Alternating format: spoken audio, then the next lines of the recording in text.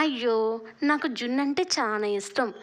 మా పాలయన్ని, "బాబాయ్ గారు మీ దగ్గర జున్ను పాలు దొరుకుతాయా?" అంటే, "అమ్మ గేదె ఎప్పుడు పడితే అప్పుడు ఈనదమ్మా. దానికో టైం అంటూ ఉండిద్ది. ఈనిన తర్వాత జున్ను పాలు తీసుకొస్తాను" అంటారు. మరి బయట ఏమైనా పాలు కొనుక్కొని జున్ను పాలు చక్కగా ఇంట్లో చేసుకుందామంటే అవి కల్తీ అంటున్నారు. పోనీ బయట దొరికే జున్నుని కొనుక్కొని తిందామా అంటే అది పొట్టే నిండట్లేదు.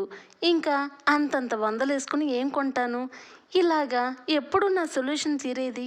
ఎవరైనా చెప్తారా అని ఎదురు చూస్తున్నారా? ఇప్పుడు మీరు ఎదురు చూసే చూపులు చూడక్కర్లేదు. మీ ముందుకి నేను మీకు ఎప్పుడు కావాలంటే అప్పుడు చిటికలో తయారు చేసుకునే జున్ను వివరంగా చెప్తాను. చాలా చాలా కమ్మగా ఉండిద్ది. ఎలా అక్క అని అంటే ఒక్కసారి వీడియో చూడడానికి రండమ్మా. ఒక మిక్సీ జార్ తీసుకొని 10 గుడ్లని చక్కగా మనం బ్రేక్ చేసుకోండి. ఇక జనతో పాటే ఆ 10 గుడ్లు మొత్తం వేసేసుకోండమ్మా మిక్సీ జార్లో. ఇప్పుడు మనం మెత్తగా మిక్సీ పట్టుకోండమ్మా. ఒక 2 నిమిషాల వరకు తిప్పుతూనే ఉండాలి, సరేనా? ఇప్పుడు 2 నిమిషాల వరకు బాగా మిక్సీ పట్టిన తర్వాత ఇక మూత తీసి చూడండమ్మా. చక్కగా మనకి రెడీ అయినట్టే ప్యాటర్ను. ఇక మనం దీన్ని ఒక బౌల్లో వేసుకోవాలి. ఎలా ఉండాలంటే ఆ గిన్నె కూడా మనకి జున్ను వేసినప్పుడు స్టిఫ్గా ఉండాలి. అంటే రౌండ్ గిన్నెలే ఉండాలి. మనం ఎలా పడితే అలా వేసుకుంటే మనకి షేప్లు మిస్ అవుతూ ఉంటాయి. ఇలా రౌండ్గా ఉన్న గిన్నె అయితే మీకు పర్ఫెక్ట్గా కేక్ లాగా ఉండిద్ది, సరేనా? ఇలాగా కొంచెం ఎడల్పు ఉన్న గిన్నె ఇలాగా పెద్ద గిన్నె తీసుకొని ఇక ఆ గుజ్జు మొత్తం వేసేసుకోండమ్మా, కోడిగుడ్డు రసం. ఇప్పుడు మనం ఆ గిన్నె పక్కన పెట్టి ఒక మిక్సీ జార్ తీసుకొని 5 రూపాయల ప్యాకెట్లు మిరియాల ప్యాకెట్లు 2 తీసుకోండమ్మా. ఆ రెండింటిని వేసుకోవాలి, సరేనా? ఇక ఒక 10 యాలక్కాయలు. అయ్యో బాబోయ్! 2 మిరియాల ప్యాకెట్లు 10 యాలక్కాయల, ఇట్టాగైతే ఎట్టగక్క, అంత అక్కర్లేదక్క అని అంటే మీరు గేదె పాలు వాడినప్పుడు మనం అంత వేసుకోకర్లేదు. కానీ మనం చేసేది కోడిగుడ్డుతో. అది కోడిగుడ్డు అంటే ఆటోమేటిక్గా స్మెల్ అంటూ ఉండిద్ది. మరి మనం స్వీట్ చేసేటప్పుడు స్మెల్తో తినటం పర్ఫెక్ట్ అంటారా? అందుకే ఆ స్మెల్ అనేది రాకుండా ఉండటానికే ఇలాగా మిరియాల ప్యాకెట్లు, యాలక్కాయల ప్యాకెట్లు విద్యుత్తంగా వేసుకోవాలి. ఎలా వేసుకోవాలక్క అంటే ఇప్పుడు నేను చెప్పాను కదమ్మా, అలాగా 2 మిరియాల ప్యాకెట్లు, ఇలా ఒక 10 యాలక్కాయలు. అప్పుడే మనకి నీ స్మెల్ అంటూ ఉండదమ్మా, సరేనా? ఇప్పుడు మనం మెత్తగా మిక్సీ పట్టుకున్న తర్వాత ఇప్పుడు 1/2 లీటర్ పాలు గేదె పాలు తీసుకున్నామ్మా, లేదంటే ప్యాకెట్ పాలైనా పర్వాలేదు, సరేనా? ఈ 1/2 లీటర్ పాల ప్యాకెట్ చాలమ్మా 10 గుడ్లకి, సరేనా? ఇప్పుడు మనం ఈ రెండింటిని కలపండమ్మా. ఈ పాల ప్యాకెట్ కూడా గిన్నెలో వేసేసుకొని చక్కగా మీరు ఆల్రెడీ మిక్సీ పట్టుకున్నారు కదమ్మా యాలక్కాయలు, మిరియాలు, అది కూడా ఖచ్చితంగా మీరు ఎంతైతే మిక్సీ పట్టుకున్నారో దానిలో సగమే వేసుకోండమ్మా. మళ్ళీ మనం కళాయిలో పెట్టేప్పుడు కొద్దిగా వేద్దాం లాస్ట్లో, అంతేగాని ఒకేసారి మొత్తం వేయకండమ్మా, సరేనమ్మా? ఇప్పుడు మనం జున్ను పాలకి బెల్లమే వేసి వండాలమ్మా. మనం షుగర్ కూడా వేసుకోవచ్చు. షుగర్తో వేస్తే పెద్దగా అనిపించదమ్మా. అదే బెల్లంతో చేస్తే చాలా టేస్ట్ బాగుండిద్దమ్మా. అందువల్ల నేను 1/2 లీటర్ పాలు 10 గుడ్లకి ఖచ్చితంగా ఇలా ఒక 1/2 కేజీ బెల్లం పట్టిద్దమ్మా. ఒక్కొక్క బద్ద 1/4 కిలో ఉండిద్ది, సరేనా? ఇప్పుడు మనం వీటిని చూడడానికి గడ్డితో ఉంది కదమ్మా, అందువల్ల అలా దంచుకొని అలా వేస్తే బాగోదమ్మా. ఇలాగా చిన్న చిన్న ముక్కలుగా కట్ చేసుకొని అంటే దంచుకొని ఇప్పుడు మనం కొద్దిగా టీ గ్లాస్ నిండా వాటర్ వేసుకొని స్టవ్ అనేది ఆన్ చేసుకొని ఇప్పుడు పెద్ద మంట మీదే ఈ బెల్లం అనేది కరగబెట్టండి అమ్మా. చక్కగా మీకు పర్ఫెక్ట్గా ఉండిద్ది. ఇప్పుడు మనం కరిగిన బెల్లాన్ని ఇలాగా వడబోసుకుంటే మనకి ఏదైనా డస్ట్ పార్టికల్స్ ఉంటే అక్కడే ఆగిపోద్దమ్మా, సరేనా? ఇలా 1/2 కేజీ బెల్లం వేసుకుంటున్నానమ్మా, అర్థమైందా? 10 గుడ్లకి 1/2 లీటర్ పాలకి, సరేనా? ఇలా 1/2 కేజీ బెల్లం పట్టిద్దమ్మా. ఇలా రసం మొత్తం వేసుకుని చక్కగా ఇక ఒక్కసారి గెరిటతో తిప్పుకోండమ్మా. ఇలా కంప్లీట్గా కలుపుకున్న తర్వాత ఇక జున్ను పాలు చేయడం ఇంతేనమ్మా, మనం ఇంకా ఏమీ యాడ్ చేయక్కర్లేదు, అర్థమైందా? ఇక మనం ఒక కుక్కర్ గిన్నె తీసుకొని లేదంటే ఒక వెడల్పు ఉన్న పెద్ద గిన్నె తీసుకొని ఇలా కొద్దిగా వాటర్ వేసి స్టాండ్ వేయండమ్మా. ఇక దానిపైన ఈ జున్ను పాలు గిన్నె పెట్టి ఇక మనం లాస్ట్లో కొద్దిగా మిరియాల పొడి ఉంచమన్నాను కదమ్మా, ఇలా పైన ఇలా జల్లుకోండమ్మా, అప్పుడే మీకు బాగుండిద్ది, సరేనా?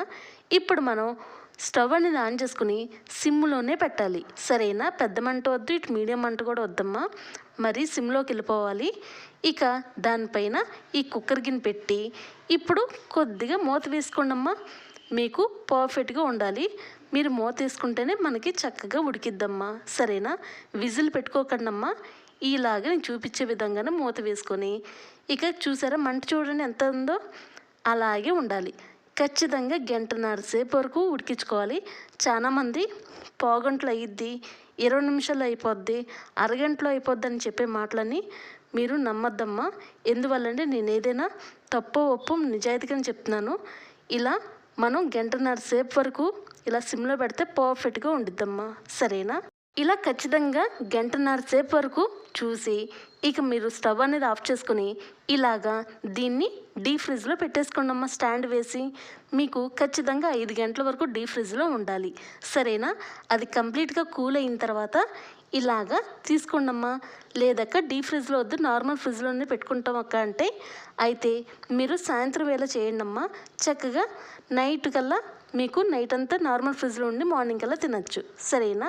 మీకు ఎలా నచ్చితే అలా చేయండి అమ్మ. అదే డీప్ ఫ్రిడ్జ్లో అయితే 5 గంటలే ఉండాలి కాబట్టి పొద్దున వండితే సాయంత్రం కల్లా తినేస్తారు, లేదా మధ్యాహ్నం కల్లా తినేస్తారు, సరేనా?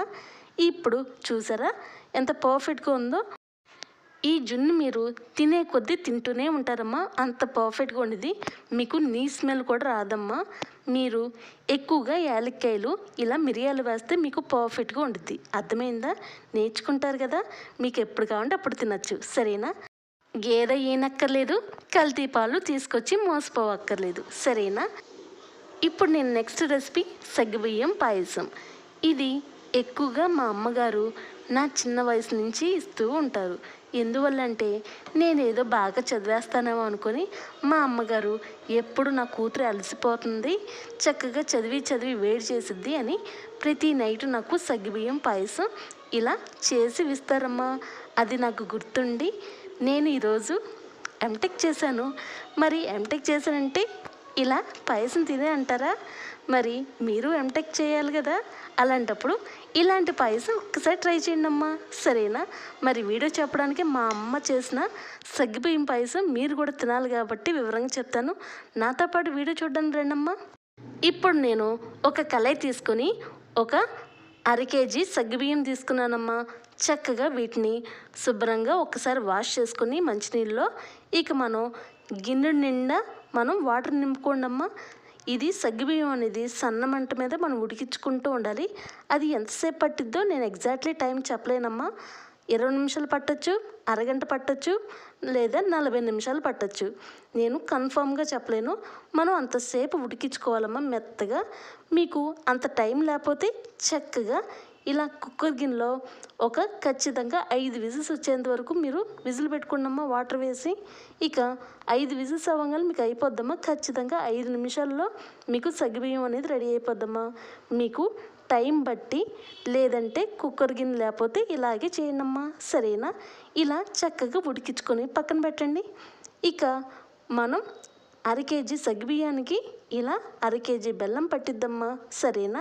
వీటిని కూడా శుభ్రంగా మనం దంచుకొని ఇలా కరగబెట్టుకోండమ్మా.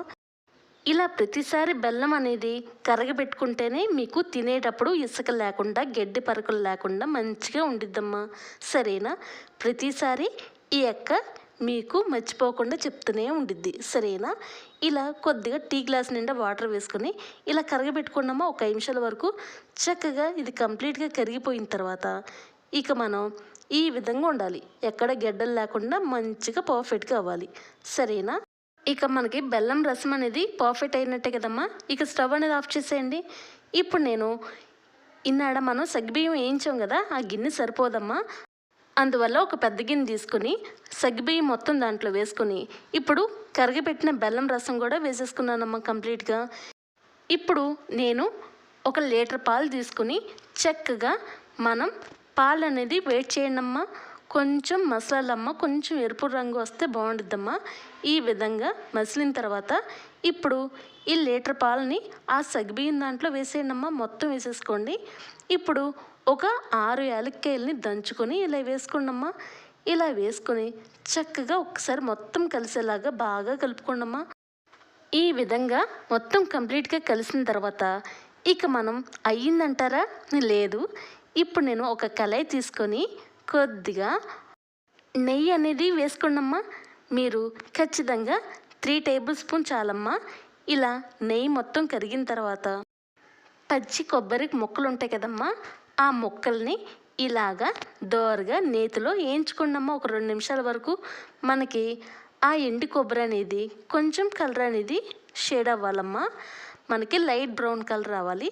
అప్పుడు మీరు చక్కగా వాటిని పక్కకి తీసేసుకోండమ్మా.